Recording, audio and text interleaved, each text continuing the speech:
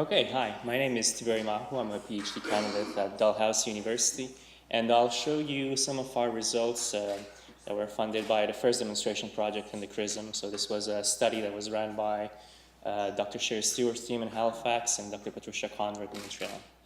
And where we looked at the relationships of personality to specific forms of drug use in a sample of methadone maintenance therapy clients.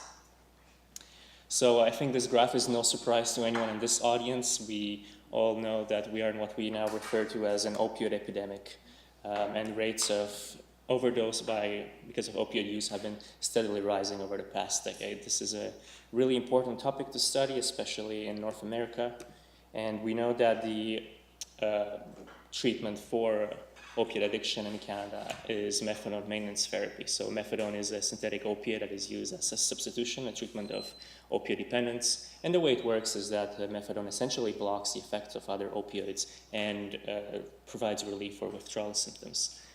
Now, however, we also do know that while methadone maintenance therapy is effective for curbing down opioid use to some extent, it doesn't do anything else for the other problems that methadone maintenance therapy clients have. One of them being comorbid psychopathology, but also really high rates of polysubstance use. So we need a new approach. We need something that can supplement methadone maintenance therapy, and that is what we looked at. So over the past 2 decades or so, our labs have worked with what we call the 4-factor personality model of substance use. And essentially, when we boil it down to its most simple idea, what this model says is that different people will use different drugs for different reasons based on their personality traits. So we have two externalizing personality traits: sensation seeking, which is essentially thrill seeking. These are people who like, doing new things and novel activities. And these individuals tend to be more sensitive to reward and the reinforcing effect of substances, and will therefore have a preference for certain drugs such as alcohol or cannabis or stimulants. People who are high in impulsivity will have difficulty inhibiting their responses and difficulty with emotional reactivity, and will tend to be more vulnerable to a wide variety of drugs based on this. And their internalizing factor, these individuals will tend to use drugs to regulate their negative effects, so they will use drugs to make themselves feel better. We have a trait called anxiety sensitivity, which is the fear of anxiety-related sensations. These individuals tend to be more sensitive to the dampening effect of substances and are more likely to use drugs such as benzodiazepines to regulate their anxious symptoms. And finally, individuals who are high in hopelessness, this can also be referred as depression proneness. They tend to have higher negative self-referent thinking and stress reactivity. They're more sensitive to punishment, and they're more likely to use drugs to make themselves feel better. One finding that we find across different populations is that individuals who are high in hopelessness, for example, are more likely to use opiates to manage their emotional pain. However, most of the research done with this model has been done in youth and high-risk populations. Relatively little research has been done on clinical populations, and certainly up to this project, no research has been done among methadone maintenance therapy clients using this model.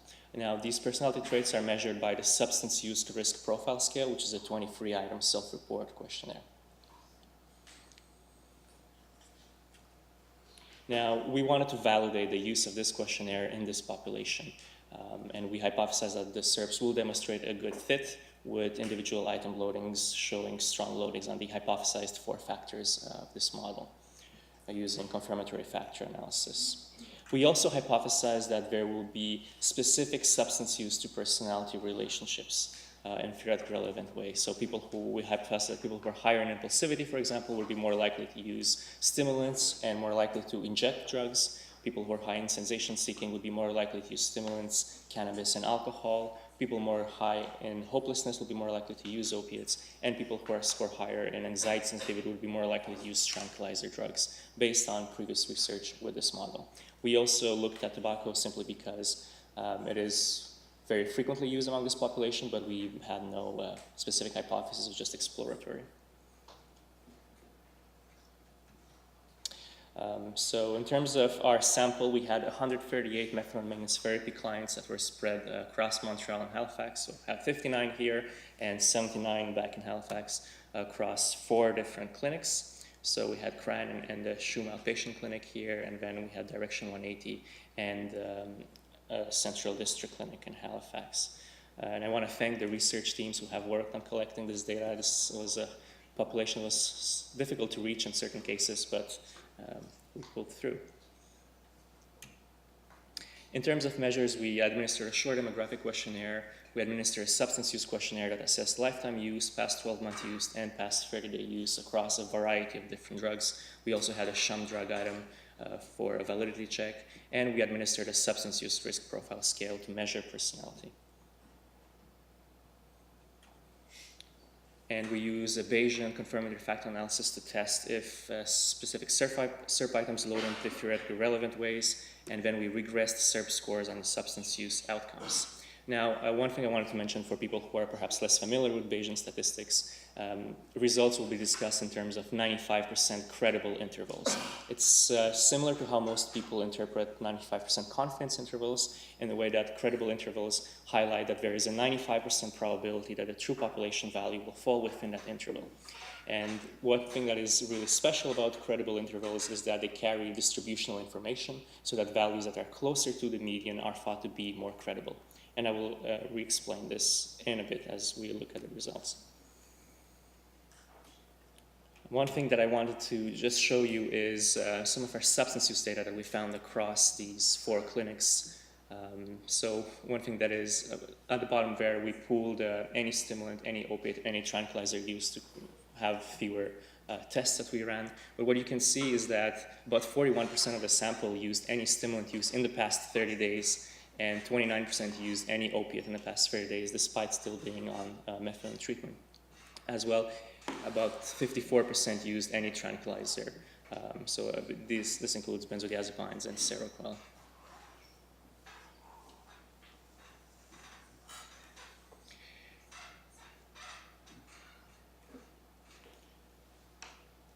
This is the result of our confirmatory factor analysis. So we also compared this 4-factor model to a more traditional 2-factor model, internalizing and externalizing, and we found a better fit among the 4-factor model across items, showing that the SERPs is a valid measure to be used in this population as well. Now here I go into the substance use and personality results, and I'll just explain briefly how to read these graphs. So you have all of the 4 personality traits on the left, and then you have these bars. So the red bar represents a 0 effect. Now, if those black bars overlap with the red bar, it just signifies that there is no effect of that personality trait on that substance use outcome.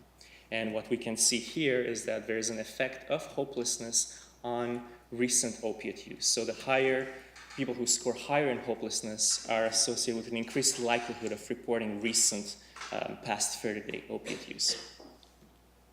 Now, this is not surprising given that hopelessness has been associated with opiate use in other populations as well. What this indicates is that individuals who are high in hopelessness are theoretically more sensitive to the analgesic effect of opiates, which are thought to suppress their emotional pain.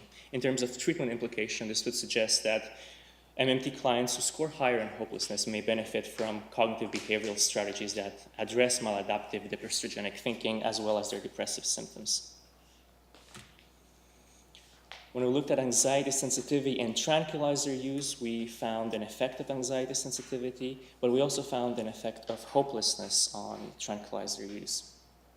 So in terms of the anxiety sensitivity effect, this is not unexpected given that these individuals tend to be more sensitive to a variety of anxiety symptoms. They notice their heart rate more than other individuals, for instance, and they would be more motivated to use tranquilizer drugs to manage and suppress these symptoms, especially if they also experience withdrawal symptoms while they're in treatment.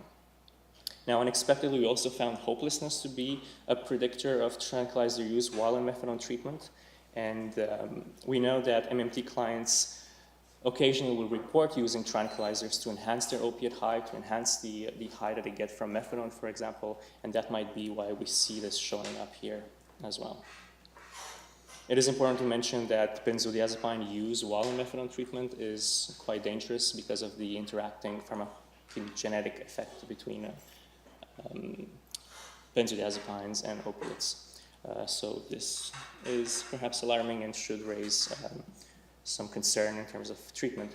Now, what this suggests for treatment implications that individuals who score high in anxiety sensitivity may benefit from cognitive behavioral strategies to better manage their anxiety symptoms while in treatment. For sensation seeking, we found an effect of sensation seeking on increasing the likelihood of using stimulants, alcohol, and marijuana use while in treatment. Now, this trait has been found to be related to all of these substances in other populations as well. So these individuals are more sensitive to the rewarding effect of substances, and these are 3 drugs that are thought to be quite rewarding. In terms of treatment implication, this suggests that individuals who are high in sensation seeking may benefit from cognitive behavioral strategies that manage their need for stimulation and boredom.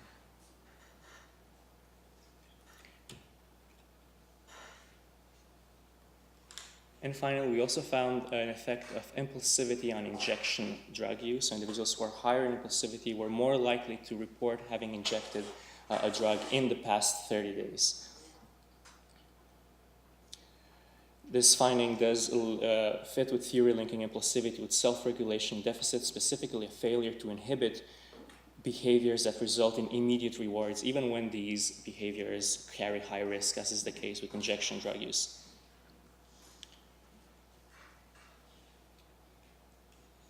And consistent with our hypothesis, it appears that individuals who are high in impulsivity are more vulnerable to this risky form of drug administration. In terms of treatment implication, this would suggest that targeting these self-regulation deficits in individuals who are high in impulsivity may curb or reduce injection drug use. Now, where are we going with this right now? We have this personality-targeted treatment that we've run with adolescents for the past maybe 10 years or so. We have multiple randomized clinical trials that show effectiveness and efficacy of this treatment with adolescents. And the way it works is we target these high-risk personality traits that we know are associated with specific forms of drug misuse. What we want to do is we want to adapt this treatment to be used in conjunction with methadone maintenance therapy treatment. So because we know that these personality traits are associated with specific forms of drug use, in theory, by targeting these maladaptive coping strategies that are associated with each personality trait, we may be able to reduce substance use in this population. The way the treatment works, it starts with a section on goals, there's a psychoeducation section, then there's a personality-specific cognitive distortion section, and finally, we teach more adaptive coping styles. Right now, with this project, so we finished collecting all of these qualitative data. We've also interviewed individuals, methadone maintenance therapy clients, on their reasons for drug use and their motivations for drug use, and we're working on adapting this manual to be used with this population. And that's where we are at now with this project, and we hope to pilot it in the near future.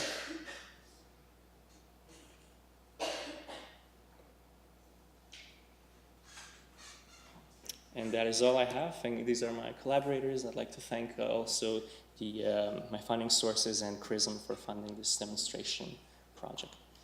Thank you.